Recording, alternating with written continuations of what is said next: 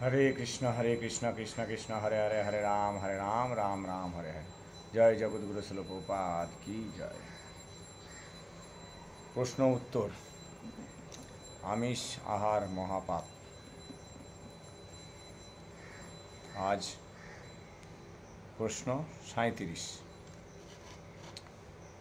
প্রশ্ন, যদি কেউ মাংস বা মদের ব্যবসা মাধ্যমে জীবিকা নির্বাহ করে, সে কৃষ্ণ ভাবনা অমৃত অনুশীলনের স্তরে আসতে চাইলে কি তার সেই ব্যবসা ছেড়ে দিতে হবে?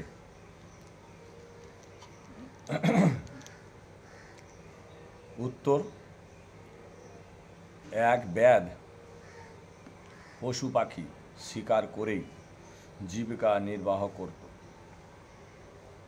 শ্রী নারদমুনি সংস্পর্শে এসে সে ব্যাধ তার শিকার বৃত্তি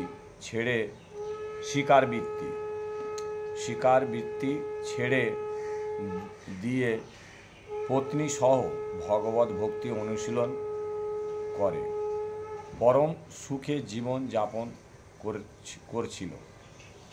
সেই ঘটনার কথা শ্রীমদ্ ভগবতে রয়েছে। এমনকি এখনও কৃষ্ণ ভক্তদের সংস্পর্শে এসে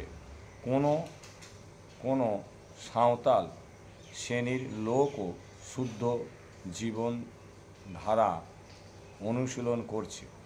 মদ মাংস খাওয়া আর অপরকে খাওয়ানোর ব্যবস্থা করা, এতে একই দোষের অধিকারী হতে হয়।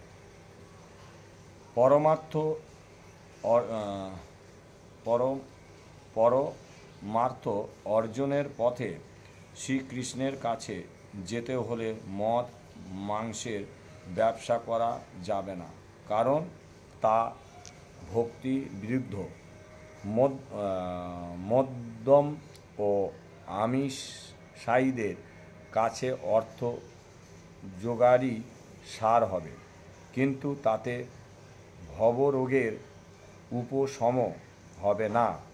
কৃষ্ণ বলেছেন, যারা তার প্রতি সতত প্রীতি ভাবাপন্ন তাদের তিনি সদ্বুদ্ধি দান করেন। মদ মাংস ব্যবসার প্রতি যদি প্রীতি থাকে, তবে জীবনের গতিবিধি দুঃখজনকই হবে। হরে কৃষ্ণ কৃষ্ণ কৃষ্ণ হরে হরে, হরে রাম রাম রাম হরে। জয় জগদ্গুরু শিল প্রভুপাদ কি জয়, শ্রী গুরু মহারাজ কি জয়। নিতাই গৌর সীতানাথ প্রভুনন্দে হরি হরি বল। জয় জগৎপতি জগন্নাথ বলরাম সুভদ্রা মহারানী কি জয়। হরে কৃষ্ণ।